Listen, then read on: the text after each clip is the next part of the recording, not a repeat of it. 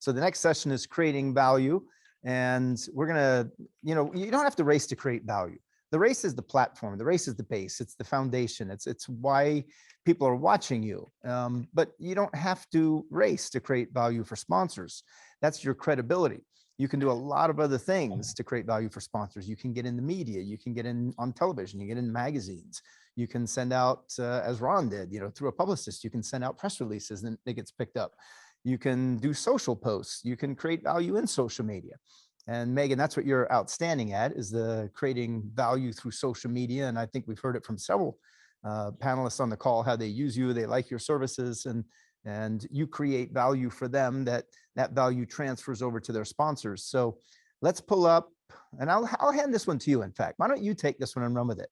Let's pull up Dan from PRI Magazine, Elon Werner from Werner Communications, and Don O'Neill should be here, hopefully this time with better audio and video than last time, because he just had a 50th birthday party. And now with all his presents, I know he was asking for a microphone and a better camera, right? Is that what you got for your birthday, Don?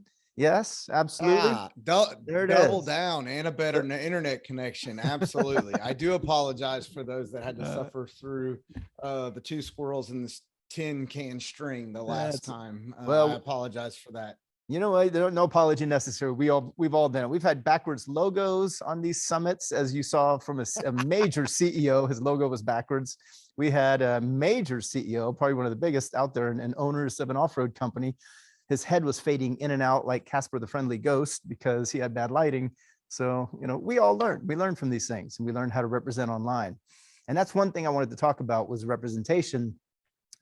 When you're at a race and when you're racing, the series and the series video or live stream or television will do most of the promoting during the actual event. But when you're not at the event, like Ron said, when in between the events, that's when most of the real work takes place. Can you guys let us know what racers can do by using your resources, your media, to create value for their sponsors so that the sponsors pay more? And Megan, why don't you take this one and run with it? Yes. So social media is kind of, that's my my expertise. And social media is free. Anybody can use it. You don't have to be a professional team, or you don't have to have tens or hundreds of thousands of followers. Really, none of that matters. It's all about how consistent you are with posting on social media. That doesn't mean you have to post every single day. As long as you are on a consistent routine, so whether that's every other day, if you're just doing Monday, Wednesday, Friday, or Tuesday, Thursday, Saturday, something like that, or even just 2 days a week, the biggest thing is to just stay consistent. And I also tell my followers, you don't have to be on every single platform that's out there. There's so many out there, but really focus on the audience that you are trying to reach and where are they at. So like Jackie said, she's trying to reach the younger demographics, so 18 to 30-year-olds. Well, they're going to be on platforms like Instagram and TikTok and YouTube. So that means you need to have a presence there if that is the company you are trying to go after. And like I said, you don't have to have a huge following, you don't have to have a big presence there, but just be on there and you can get started and grow from there once you make a content plan to promote that company and to specifically reach that audience. So that's what I always like to focus on with social media. I am actually switching the direction I'm heading on social media this year. So Instagram has always been my number one. And then Facebook was always my number two.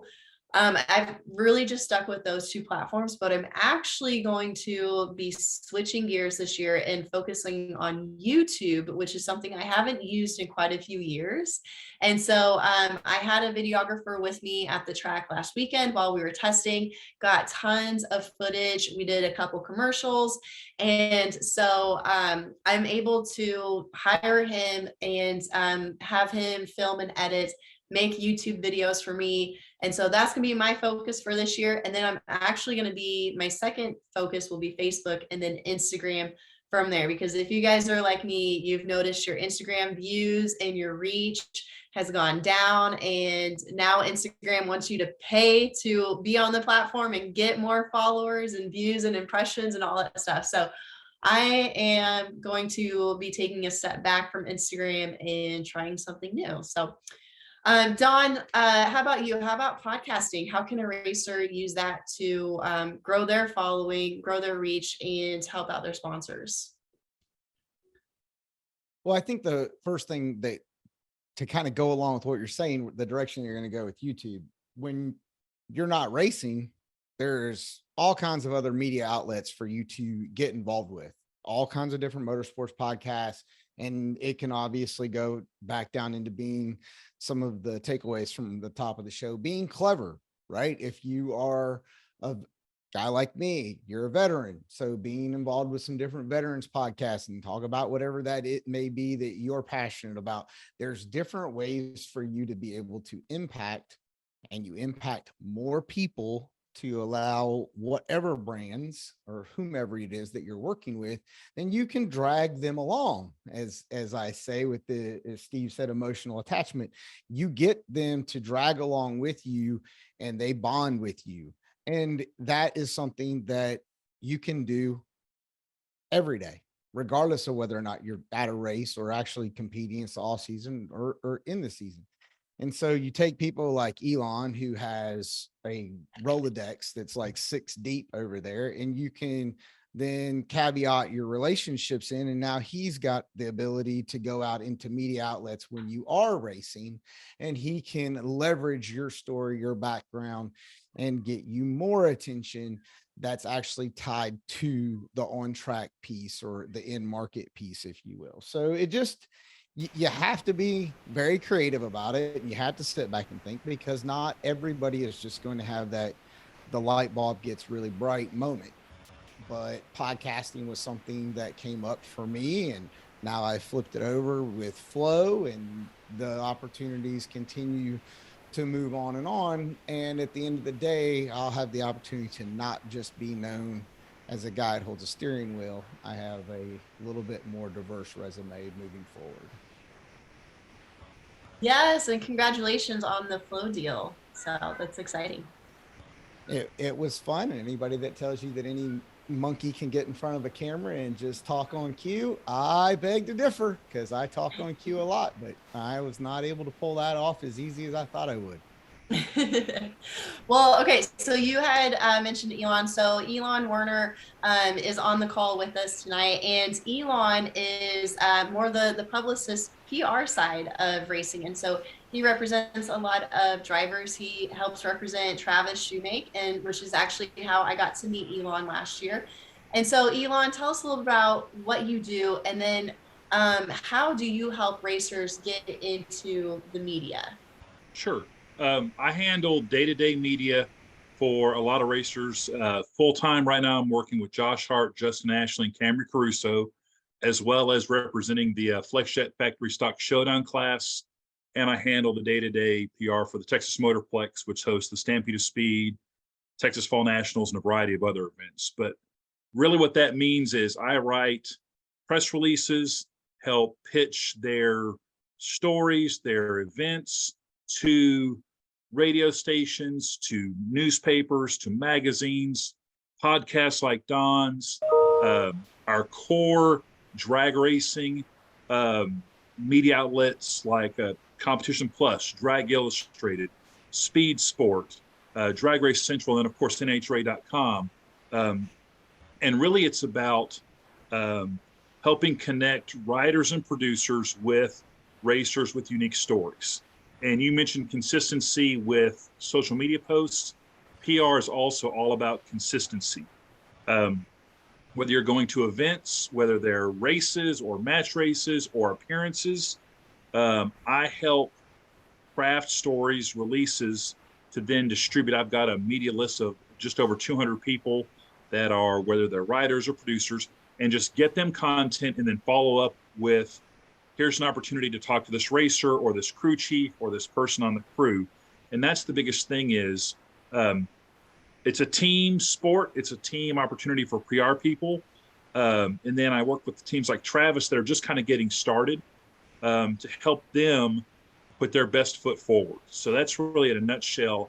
I help teams tell their story to media so they may not have to buy advertisements. And I'm completely going to go back and watch this and screenshot Dan's background, because I'm completely going to steal all the good ideas on that whiteboard behind him. So nice. So Elon, would you write a story for a team and then send that on to Dan to post in his magazine? I would probably, for Dan, for PRI, knowing that it's a little more industry specific, I would try to almost do maybe a case study for that, to basically present him with how you found a sponsor, or if a team has like a really cool, like Buddy, he is going to be getting orders from me shortly about Buddy Hole and Go Lithium, because Buddy has partnered with Go Lithium on a new battery pack to charge top wheel dragsters. And basically you can custom make them. Jason Line is actually building the case for it. So that's kind of a unique angle that'll kind of be a specific deal that's going to probably be hitting Dan's inbox here, probably maybe before Vegas, maybe right after, because it's kind of cool, because Go Lithium's kind of repurposing for their 12-volt batteries to get to the 48 volts you need to start a top wheel dragster. And they can make these really cool custom cases to bring up on the starting line. You can brand them. And it's just kind of a unique kind of, marketing opportunity that kind of takes a boring item that's out front and center on the starting line and kind of gives it a little bit of a marketing angle. Yeah, that's awesome. Okay, and then Dan Schechner is with the PRI magazine, and he is here with us tonight. Thank you, Dan, for joining us on another summit. So how can the PRI magazine, or how can a racer use the magazine to help them out and expand their reach? Sure. Megan, first of all, a couple things. First of all, I've been trying for the last half hour to figure out how to blur my background. So complete failure there. I blew it. You guys all know the secret sauce. Also, Elon, I really wanted to like you right up until you said that your function is to take the place of advertising. So I'm sorry, Elon, we can't be friends anymore. That's it. I do buy advertising. I still promote that, but my goal is to not have that be the exclusive deal. Please buy ads in magazines. We need magazines. I've already blocked you, Elon. It's okay. So close. I know. No, but I'll tell you what. I've got a couple of thoughts for you, Megan, and I'm going to start with my favorite one. But Elon actually hit on this, which I really liked, which is make my life easy. Okay, don't make me work. I'm going to try to do something here, and I'm not obviously the techiest person in the world, but I'm going to try to share a screen here. And if you can see, let me know if you can see the one with the two cars on it. Is that visible? No, we see a lake with the mountains. Oh, you're not seeing the thing. Okay. Well, it's a beautiful lake, and I've been there. But what you would see is there's a display. Actually, it's this, and it's a layout in my magazine, right? It's called Featured Vehicles, and I want to we do it in every issue. It's at the front of every issue, and we profile two race cars. And I want to read you really, really quick an email that we got about 2 weeks ago. And it says, "Hello, PRI. I'd like to introduce your media team to my 2002 BMW drift car for a possible featured vehicle in your magazine. I had this car recently on display at PRI 2022, as well as in the featured vehicles area. Want to send over some additional information and pictures if you needed content for any upcoming articles. Driver, vehicle, location, race series." Like literally the guy gave me a half a page. And that is wonderful. I'll stop sharing actually, because you're tired of seeing my lake. But anyway, that's the name of the game right there. Like that's the first one, is make my life easy. Don't make me work for it. If you want it, go after it. The second thing that I will tell you is ask yourself this question. Do you think that the best drivers are the ones who get the most publicity? Not always. Okay. And I love this. I think it's from football, but I think it applies where they say availability is an ability, right? Like you can't, if you're not on the field, you're no good. So if you got to make yourself available. You've got to be upfront. You've got to be that guy or gal who is knocking on my door, who is emailing me and saying, "Hey, I see you've got story coming up on this. Do you need an expert for that? Hey, I see you've got coverage in this. One of my sponsors has a really cool, whatever coming out." Have you, if you're not the source, if you driver are not the source, someone who is, or who would make a great source for me. So be that facilitator, right? Like be the one who comes to me with content or with connections, and I'll be thankful because that's part of our job. Like that takes time. And then the last thing that I'll say just in quick hit form is develop a game plan. Like reverse engineer it. Okay, look at magazines you like. Look at websites that you like. Look at what it is that you think you might be appropriate for, and reverse engineer it and figure out, hey, how did they get there? Right? Like what steps did so-and-so have to take to get featured in the magazine, or to give their sponsor a shout out, or to get eyeballs? Like I used to do that as a young journalist, is I would read stories and I would ask myself, like, how did the story come to be this way? What questions did the writer have to ask in order to elicit these responses in order to build this story? It's just a different way of doing it, but it works, I think, in a lot of cases. Yeah. Hey, Dan, can I interrupt real quick? Of course. Oh, Yeah, go ahead. Can you guys hear me? Oh, sorry about that. Dan, at the last summit, you'd mentioned something really interesting. You said that approaching the media and interacting with the media is very much like approaching sponsors and interacting with sponsors. Media is a two-way street. Can you go a little deeper on that? Because I thought that was fascinating. I can. So what I would say about that is, as a driver approaching sponsors, you're selling yourself. We're all selling, right? Like I'm selling, Alex, everybody on this call, we're all selling something. If I'm talking to somebody for an article, I've got to sell myself as somebody who's going to turn around and do you right. Like I've got to turn around and promote my credibility. And I think that if you approach media the same way that you would a sponsor, in that you have to present your value. It's like you said, it's a two-way street. And I need to get something out of it. You need to get something out of it. I can benefit you, but you've got to be able to provide me with something that at the end of the day is in line with what I'm going to use to build my content factory, right? Like if you can help add to that machine, then you've just given me something, and we have an ongoing relationship. It's really, really easy to establish a relationship with a member of the media that's relevant to what you're doing. I love making those connections. Every racer who's ever reached out to me, I still keep in contact with. We have a very symbiotic thing. If I need a source, they're one of my first calls, or they're the conduit to get to where I need to go. So very valuable. It's good to forge those relationships.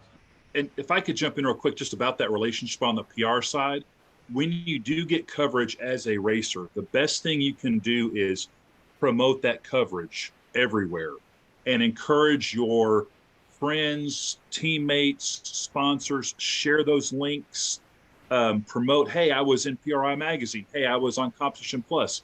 Share those links, particularly when it comes to mainstream media, particularly print media. If you get a story in the Dallas Morning News and they put it online, you need to share that story everywhere and encourage people to share that story, because in so many newsrooms, editors are making coverage decisions based on clicks. And if they write a story and no one clicks on it, that means no one cares. Now, it could have been read by 10,000 people in a print edition. They don't have a way to necessarily quantify that. They're quantifying it by shares, clicks, reposts. So it helps the magazine, it helps the newspaper. I'm also a big fan of the follow-up thank you note, whether via email or even a handwritten note. You'd be surprised how many relationships you can just foster and continue to just by being thankful and sharing that. So Elon, that's probably one of the biggest things I do on the PR side, is no matter where that coverage comes from, you thank the person for giving the coverage, try to find their social media tags, and then share it, share it, share it. And then Elon, can you go deeper on the ladder of exposure? How sometimes the easiest way to get visibility is in your local news, because the local newspaper for your small town will print almost anything. I've never had a problem printing anything. When I wrote stories about my kids in sports when they were in high school, and even earlier, local paper always picks it up. And the local papers are sometimes the source for regional news, and then the regional news is sometimes source for national news. Correct. And national news is sometimes source for global news. Could you Correct, explain and that's to us really how that works in the media? Yeah, and so really, if you can just get, I encourage, for a variety of reasons, all my racers and teams, any coverage that you can control and manage is good coverage. And by that, I mean, if you can go out and pitch your story and be on a show, I grew up in Texarkana, Texas, small East town, Texas. We use that as an example. You get a story in the Texarkana Gazette, you share that everywhere we can, maybe it gets in the Texarkana paper and maybe even the New Boston paper. You take those 2 links, you write an email to the Dallas Morning News editor. Hey, we have these great little stories, nice regional story. We're going to the Fall Nationals as a sportsman racer, exhibition racer, junior dragster driver, professional team. Get the Dallas Morning News interested. Dallas Morning News does a story. You take that story, you share it with the local Dallas TV stations. Hey, the Dallas Morning News just did this. That's where they're mining a lot of their stories, and it just kind of builds on itself. And then you kind of get a unique story. And it is very hit or miss. And unfortunately, it's, if you're 3-generation racers, if you've overcome some kind of hardship, we've gotten a lot of coverage, crew chiefs that are blind, racers that are paralyzed, things like that. And you just kind of build on it and you just kind of feed this beast, because newsrooms are getting smaller. And to Dan's point, the easier you can make it, the more likely you're going to get the coverage. And it just kind of snowballs, and it takes some time, but every now and then you kind of can build some momentum. And the other thing is, I was lucky enough when I started working in PR as an intern, and then I started working with John Force Racing. We did all the media, and there were guys that were considered fringe media. This is back in the early 2000s. That podcasts were just kind of getting started, and we would give people time with John. People, this guy's only got 200 viewers or 1,000 subscribers. Well, they were covering all kinds of motorsports. My favorite example is we ran a Jeff Gordon car one time at Charlotte, and one of the guys we had told about it in Florida happened to be covering NASCAR. And at the NASCAR press conference, he asked Jeff Gordon about John Force running the number 24 car. And Jeff had known about it because we had to get his permission. But Jeff gave this great answer about how cool it was and how impactful John Force was, and everyone should like this car. And by him asking that question to Jeff, that opened the door for us to get more media coverage. Now, had we blown that guy off 6 years before, he never would have asked Jeff that question, because we wouldn't have had that relationship.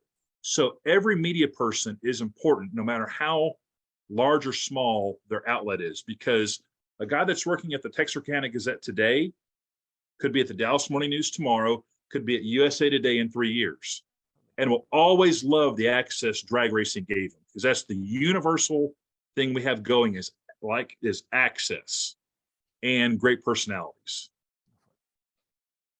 Yeah, and go for it. And then Just really quick. I just wanted to add a little bit of really quick context to what Elon was saying, where newsrooms are absolutely getting smaller. And what happens is they pull their local reporters out of certain areas. And so you rely on those community-based news outlets for your information. And what happens is those organizations, the ones that are on the ball, they'll send their stories to wire services, right? And those get picked up by wire services. And then folks like me and bigger outlets that are on a national scale will pick those up from the local guys. So that's how a national or international magazine is going to find out about a local story these days. We're going to get them through Google alerts. We're going to get them through the wire services, which any big publication subscribes to. So yeah, everything he said is pretty on point, and that's why it is the way it is now. Yeah, and I just want to add, so Elon came and spoke to my sponsorship coaching program class last year called Field and Funded, and we had a whole hour-and-a-half conversation about this. But one of the things he said that I think was the biggest takeaway for the racers in there was that a lot of the interviewers, the media, they don't understand drag racing, especially if you're a sportsman guy, a bracket racer.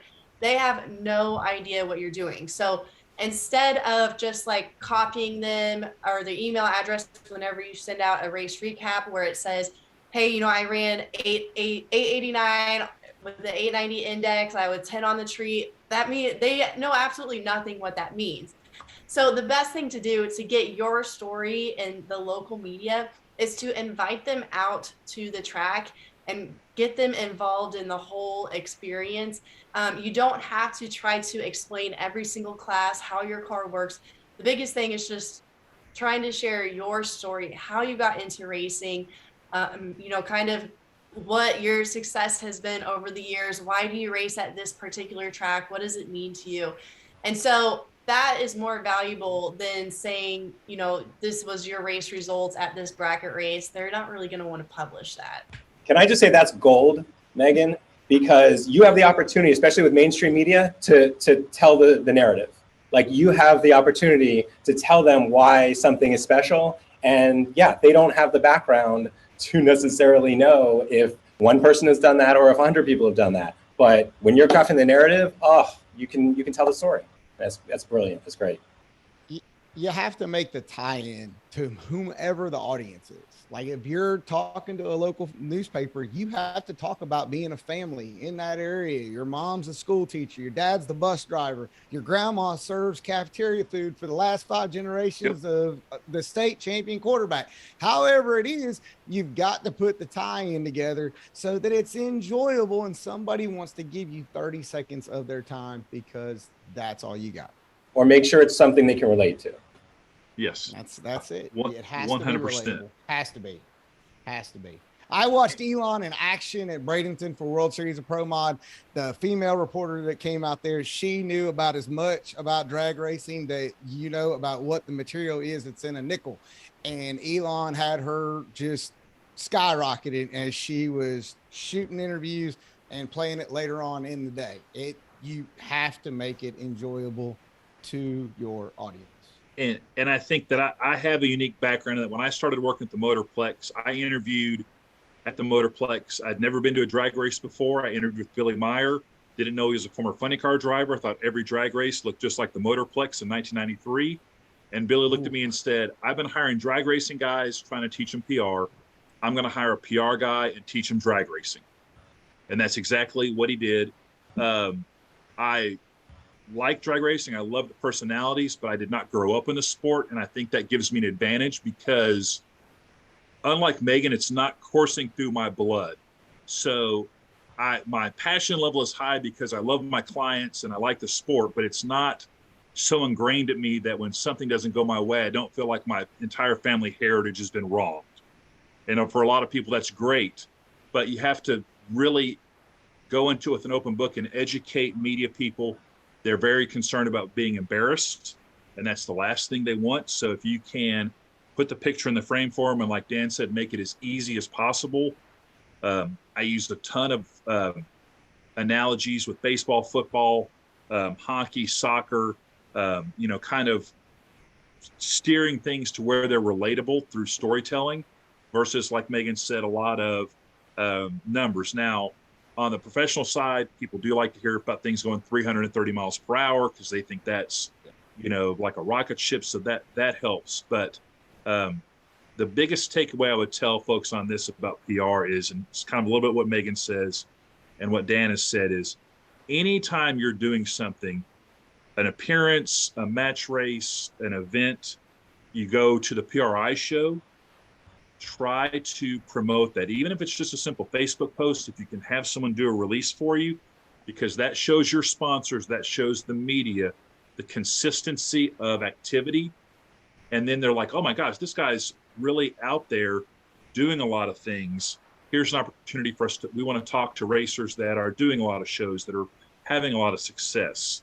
And in one case with one of our sponsors, when I was with Coletta, I just offhandedly mentioned to the sponsor, was DHL at the time. They get our race reports, which is just a recap of how we did. And I was like, well, how many people, get the email? It's like, we put the race report in our e-newsletter on Mondays. And I was like, well, how many people really get that?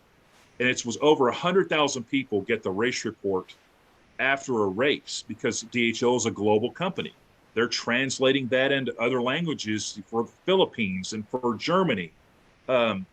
So if you can provide content to your sponsors, that is also of value to them, because there's a marketing person that's selling that sponsorship program to a CEO or CFO, and they want to see results. So if you can provide them content for their website and get the whole company excited about it, that is a huge win, because when they're water cooler talking about it or texting each other and providing them pictures, we didn't really get into that. That's a huge benefit of having that PR person or that videographer, like Megan spoke about, providing that content. And it really is, in this day and age with the internet and podcasts, there are thousands of hours a week that need to be filled.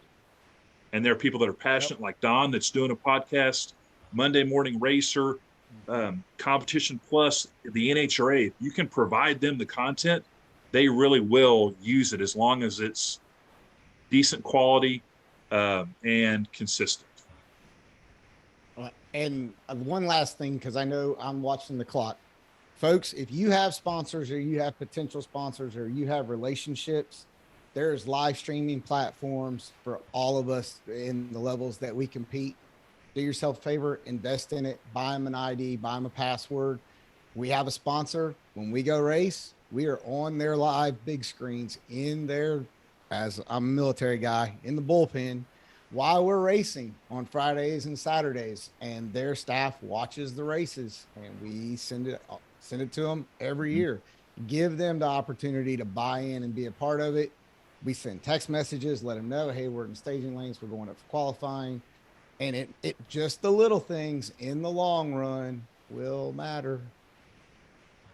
Well, listen, Megan, Thanks, stay on the line Alex. with me. Gentlemen, that was a great session. Thank you so much.